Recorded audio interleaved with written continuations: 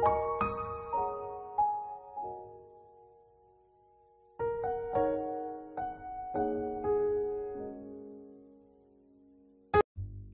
Friend, welcome back to my channel simply রান্নাঘর and lifestyle.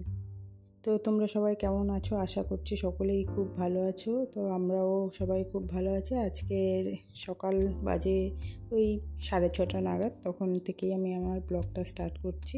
তো আমি ঘুম থেকে উঠেই মাথাটা আঁচড়ে নিচ্ছি, আর মেয়েকেও তুলেছি, কারণ মেয়ে স্কুলে যাবে আর ওকেও রেডি হতে হবে আর আমাকেও ওর টিফিন বানাতে হবে। আজকের দিনটা বেশ ভালোই শুরু হয়েছিল, কিন্তু মেয়ের সাথে ছোটোখাটো একটা অ্যাক্সিডেন্ট ঘটে যাওয়ায় তো মনটা বেশ ভালো ছিল না। তো দেখতে থাকো, পরে বলছি যে আসলে মেয়ের সঙ্গে কি হয়েছে। তো আমি মুখ টুক ধুয়ে এবার চলে যাব মেয়ের টিফিন বানাতে, আর ও কিছু তো খেয়ে যাবে, ওটাও ওকে দিতে হবে। কারণ ও সকালে তো ভাত রুটি কোনো কিছুই খায় না, আমি দুধ কর্নফ্লেক্স বা দুধ চকোজ এসবই খায়, তাও আমি ওইসবই দেবো। দুধটা এনে রেখেছিলাম, আর এখন আজকে বললো খাবে দুধ কর্নফ্লেক্স। তো মুখ টুক ধুয়ে নিচ্ছিলো, তারপরে ওকে আমি দিয়ে দেবো দুধ আর কর্নফ্লেক্স, আর টিফিনে দেবো ছোলার ডাল আর লুচি। ও আবার এখন করে না বেশ লুচি পরোটা এসব খেতে খুব ভালোবাসে। আগে এগুলো একদমই খেত না, কিন্তু এখন বলছে মাম্মা আমাকে এগুলোই দেবে টিফিনে। ম্যাগিটা একদমই খেতে পছন্দ করে না। আগে বেশিরভাগটাই ও ম্যাগি নিয়ে যেত টিফিনে, আর এখন একদমই ম্যাগি খেতে চায় না, ম্যাগি কিনতেই দেয় না। বললো মাম্মা তুমি ম্যাগি কিনবেই না। তো দেখো আমি প্রেশারে ওইদিকে ছোলার ডালটা বসিয়ে দিয়েছি, আর এদিকে লুচিটা ও ভেজে নিচ্ছি। এটা আমাদের জন্য এখন করব না, কেননা আমরা এখন খাবো না, এত সকালবেলা তো আমরা খাই না, তাই মেয়ের জন্যই শুধু করে নিলাম। আর করে আমি টিফিনটা ঠান্ডা হতে দিয়েছি, আর ও রেডি হয়ে চলে এসেছে। এবার ও দুধ কমপ্লেক্সটা খেয়ে নিচ্ছে, খেয়ে দিয়ে ও বেরিয়ে পড়বে। তাই জন্য খাওয়া দাওয়া শেষ করে ও বেরিয়ে পড়ছে। যেহেতু হাজব্যান্ড বাড়িতে আছে, তাই আমাকে স্কুলে দিয়ে আসতে হবে না, ওর পাপার সঙ্গেই ও স্কুলে চলে যাবে, আবার নিয়েও আসবে। তো মেয়ে বেরিয়ে পড়লো, টাটা করে দিলাম। তো তারপরে আমি আর ঘরের কাজ করব না, আজকে রেডি হয়ে একটু বেরোতে হবে। আজকে আমরা দুজনেই যাচ্ছি একটু ব্লাড টেস্ট করার জন্য। সেই জন্য সকাল সকালই যেতে হবে, 7টার দিকে যেতে বলেছিল, যেহেতু মেয়ে 7:30টায় স্কুলে বেরোয়, সেই জন্য আমরা বললাম যে 7টায় যেতে পারবো না, 7:30টার পরে ওই 8টা নাগাদ যাবো। তো মেয়ে বেরিয়ে যাওয়ার পরে আমি রেডি হয়ে নিয়েছি, হাজব্যান্ডও চলে এসেছে, আমরা দুজনে চলে গেলাম ব্লাড টেস্ট করতে। তো ওখানে ব্লাড টেস্ট করতে গিয়ে ভাগ্নির বাড়িতে একটু দরকার ছিল, তো ওখানে যাওয়াতে আমাদের অনেক লেট হয়ে গেছিলো, কেন ওদের বাড়িতে সকালে যাওয়ার পরে ওরা না খেয়ে আর ছাড়লো না আর কি। খেয়ে সকালে খাওয়া দাওয়া করে তারপরে এসেছি। তো অনেকটাই বেলা হয়ে গেছিলো, প্রায় 10:30টার দিকে বাড়ি ফিরেছি। তারপরে আমি তাড়াতাড়ি করে কাজগুলো করে নিচ্ছিলাম, কারণ আমরা তো খেয়ে দিয়েই ফিরেছি, কিন্তু মেয়ে তো স্কুল থেকে এসেই খাবে না, তাই মেয়ের খাবারটাও রেডি করতে হবে। তো আমি ঘরের কাজগুলো সব তাড়াতাড়ি করে নিচ্ছিলাম। আগে আমাদের বেডরুমটা ক্লিন করে নিচ্ছি, তারপরে মেয়ের ঘরটা ক্লিন করে নেব। তারপরে ভাবছি স্নান করে পুজো দিয়ে রান্নাটা বসিয়ে দেবো। ও আসবে, স্নান করবে, তারপরে তো ও খাবে। তো সেই জন্য আমি খুব তাড়াতাড়ি করে কাজগুলো করছিলাম আর কি, আর ভাবছিলাম কী রান্না করব। একটু তো লেট হয়ে গেছে। তো ও যেহেতু লুচি আর ছোলার ডাল টিফিনে খেয়েছে, আসলে তাড়াতাড়ি ওর খিদে পায় না, কিন্তু যেহেতু পড়া থাকে বিকেল 4টা থেকে, তাই চেষ্টা করি তাড়াতাড়ি খাওয়া দাওয়ার পরে ওকে ঘুম পাড়াতে, আবার 4টের আগেই তুলে দিতে হবে। তো এমনিতে ঘুমোতে চায় না, কিন্তু ঘুমিয়ে পড়লে আর উঠতেও চায় না। এটাই হচ্ছে বাচ্চাদের খুব সমস্যা, বাচ্চারা এমনিতে ঘুমোবে না, কিন্তু তুমি একবার ঘুম পাড়িয়ে দেবে, দেখবে আর তুলতে পারবে না। তো আমি মেয়ের ঘরে চলে এলাম, আমাদের রুমটা ক্লিন করে। দেখো মেয়ের ঘরটা এলোমেলো হয়ে আছে, কালকে যেহেতু পড়েছি, জলের বোতল টোতলগুলো বিছানার উপরে রাখা আছে, তা আমি ভালো করে ঝেড়ে দিচ্ছিলাম। আর জানালায় বেশ একটু ঝুলঝুল টাইপের পড়েছিল, মাকড়সার জালগুলো আর কি হয়ে গেছিলো, তো ওইগুলো পরিষ্কার করে দিচ্ছিলাম। আর ওইদিকে আমি যখন পরিষ্কার করছিলাম, পাশের বাড়ির কাকিমা কথা বলছিল, তো কাকিমার সঙ্গে একটু গল্প করে নিচ্ছিলাম। তো মেয়ের আজকে সেলফটাও একটু গুছিয়ে দেবো, বইগুলো বড্ড এলোমেলো হয়ে গেছে। বেশ কটা দিন আমি একটু টাইম পাইনি, তো ও নিজে নিজেই যেরকম পেরেছে সেরকম গুছিয়েছে, আর একটু খেলাধুলো করে, তো ওই জন্য হচ্ছে তোমার একটু এলোমেলোই হয়ে আছে। তা ভাবলাম বুক সেলফটাও গুছিয়ে দিই, এলোমেলো দেখতে কেমন একটা লাগে না, ওরও ভালো লাগে না, আর আমার তো ভালোই লাগে না। তো বিছানাটা গুছিয়ে নিলাম, নিয়ে এবার বুক সেলফ, কম্পিউটার টেবিল সব কিছুই মুছে দেবো। আর এই কম্পিউটার টেবিলটা না এত ধুলো পড়ে, মানে রোজ দিন না মুছলেই, একদিন দুদিন না মুছলেই না, তারপরে দেখে মনে হয় 1 মাস এখানে হাত দেওয়া হয়নি। জানি না কোথার থেকে এত ধুলো আসে।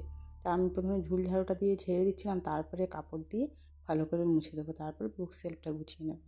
তো দেখো বুক সেলফটা কতটা এলোমেলো হয়ে আছে, এতটা এলোমেলো তো সাধারণত থাকে না, আমি গুছিয়ে রাখি, কিন্তু ও বড্ড ক্রাফট করার ইচ্ছে, মিষ্টিমা বড্ড ক্রাফট করতে পছন্দ করে, তো ওই জন্যই হচ্ছে এতটা এলোমেলো হয়ে যায়। ও এটা ওটা জিনিস নিয়ে কাটবে, জোড়া লাগাবে আর বলবে আমি এটা ক্রাফট করছি, দেখো কত সুন্দর একটা জিনিস তৈরি হয়ে যাচ্ছে, আর আমি যেরকমভাবে গুছিয়ে রাখবো সেটা ওর পছন্দ নয়।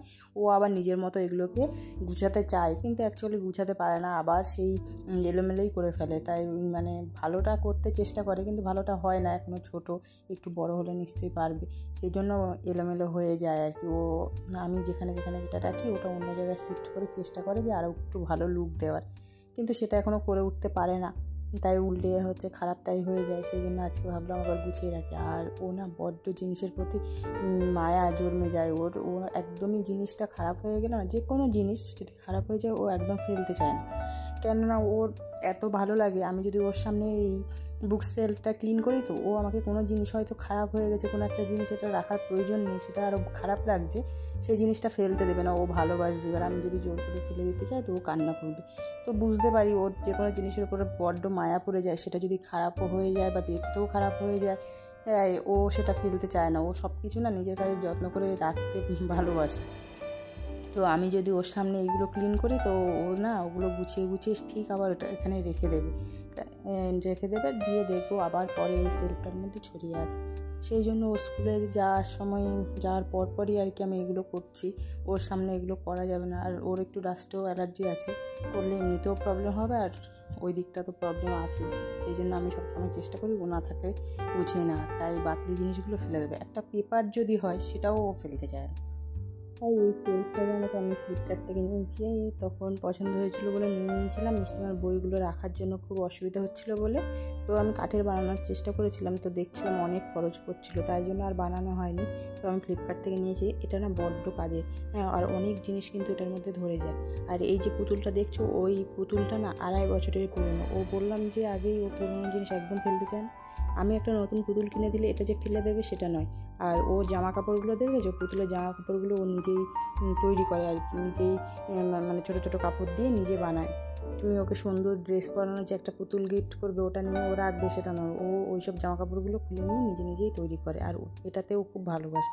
আমরা যেরকম মায়েরা ছোটো বাচ্চাদেরকে নতুন নতুন জামা কাপড় পরে সাজিয়ে গুছিয়ে রাখতে যেরকম ভালোবাসি, নিজের বাচ্চাকে যেরকমভাবে ভালোবাসি, ও না ওই পুতুলকে ওরকমভাবেই ভালোবাসে। আর ও এটা ফিল করে যে ওটা ওর মেয়ে, তাই ও খুব ভালোবাসে, আর এত বছর ধরে যত্ন করে ও রেখেছিল। ও ওটা না ওর বার্থডেতে গিফট পেয়েছে, আর একদমই ওটা হাতছাড়া করতে চায় না। ঘুমোতে গেলেও নিয়ে যেতে চায়, কিন্তু আমি বারণ করি বলে ও নিতে চায় না, কারণ সারাদিন ওটা নিয়ে খেলা করার ধুলো ময়লা থাকে তো, আর ঘুমানোর সময় কাছে রাখলে কী হয় বলো তো, ওর থেকে ধুলোগুলো নাকে যায়, তাই এগুলো কাছে না রাখাই ভালো, তাই আমি রাখতে দিই না। আর দেখো তোমাদের সাথে কথা বলতে বলতে সেটটা আমার গুছানো হয়ে গেছে, এবার আমি ভালো করে ঘরগুলো ঝাড়ু দিয়ে দেবো, তারপরে ঘরটা মুছে দেবো। আর এদিকে অনেকটাই বেলা হয়ে গেছিলো, মিষ্টিমাকে আনতে যাওয়ার টাইম হয়ে গেছিলো, তাই ওর বাবা বেরিয়েও পড়েছিল ওকে আনতে যাওয়ার জন্য। তো আমার গুছানো হয়ে গেছে, দেখো এইভাবে গুছিয়ে রাখলাম। তো ও এসে দেখবে যখন তখন আবার নিজে নিজে জিনিসগুলো এক জায়গা থেকে আরেক জায়গায় শিফট করবে ভালো করার জন্য আর কি। তো আমি ঝাড়ু দিয়ে এক্সট্রা জিনিসগুলো সব বের করে দিচ্ছিলাম, এগুলোর দরকার নেই, এমনি জঞ্জালের মতো হয়ে গেছিলো, তাই এগুলো ফেলে দিলাম। আর তারপর বেডরুমটাও ঝাড় দিয়ে নিচ্ছি, পুরো ঘরটাই ঝাড়ু দিয়ে নেব। তারপর ঝাড়ু দেওয়ার পরে ঘরগুলো মুছে নেবো, আর কিছু জামা কাপড় আছে সেগুলোও ভিজিয়ে নেব। আর অনেক বেলাও হয়ে গেছিলো, প্রায় তোমার 11:30 পৌনে 12টা বেজে গেছিলো, তো সেই জন্য রান্নার দিকটাও যেতে হতো, তাই আমি তাড়াতাড়ি করছিলাম। আর দেখো এই চেয়ারটা কালকে ভেঙে গেছিলো বলতে ভেঙে পড়েই গেছিলাম। আসলে আমি বসেছিলাম চেয়ারে, মিষ্টিমা গিয়ে আমার কোলে বসলো আর টেবিলে পা দিয়ে পেছন দিকে যেই জোরে প্রেশার দিল, তখন আমি বুঝতে পারছিলাম চেয়ারটা ভেঙে পড়ে যাচ্ছে। তাড়াতাড়ি ধরো ধরো বলতে বলতে ওর পাপা মিষ্টিমাকে ধরে ফেলেছিল, আর আমি চেয়ারটা পুরো ভেঙেই পড়ে গেছিলাম। তাই চেয়ারটা একদিকে সরিয়ে রেখেছি, যাতে কেউ এসে ভুল করে আবার বসে না পড়ে, বসে পড়লেই তো পড়ে যাবে। এখনও ফেলে দেওয়া হয়নি, এটা ফেলে দিতে হবে, ভাঙা জিনিস তো ঘরে রেখে কোনো লাভ নেই। আর এদিকে আমি জামা কাপড়গুলো ভিজিয়ে নিচ্ছিলাম, এগুলো এখন ভিজিয়ে রেখে দেবো, আর হচ্ছে স্নানের সময় এগুলো কেচে দেবো। খুব বেশি জামা কাপড় না থাকায় আমি ওয়াশিং মেশিনে দিইনি, ভিজিয়ে রাখলাম, হাতেই কেচে দেবো। আর একটু রোদও উঠেছিল, তাই কোনো অসুবিধা হবে না। আর এদিকে দেখো মিষ্টিমাকে স্কুল থেকে চলে এসেছে, তো আসার পরে আসলে যেটা বলছিলাম, ওর সঙ্গে ছোটোখাটো একটা অ্যাক্সিডেন্ট হয়ে গেছে। ওর ছুটির সময় ওর এক ফ্রেন্ড ওকে এত জোরে ধাক্কা মেরেছে যে ও ডেস্কের যে লোহার রড থাকে, মানে টেবিলটার সঙ্গে বেঞ্চটা যেখানে কানেকশান থাকে, যেই রডটা দিয়ে ওই রডের উপরে পড়ে ওর মাথাটা প্রচণ্ড ফুলে গেছিলো। মাথার পেছন দিকটা ওই রডের উপরে পড়াতে অনেকটাই ফুলে গেছিলো। তাই আমি বরফ দিচ্ছিলাম আর ওর খুব ব্যথা হচ্ছিলো। তা আমার ওই জন্য মনটা খুব খারাপ ছিল। আসলে ওর না হাফ ইয়ারলি এক্সাম চলছিলো, আর তার মধ্যে এরকম একটা অ্যাক্সিডেন্ট ঘটে গেলো, এটা খুব খারাপ জিনিস ছিল। তো ও খুব খুব সহ্য করতে পারে, তাই মানে কাঁদছিল না।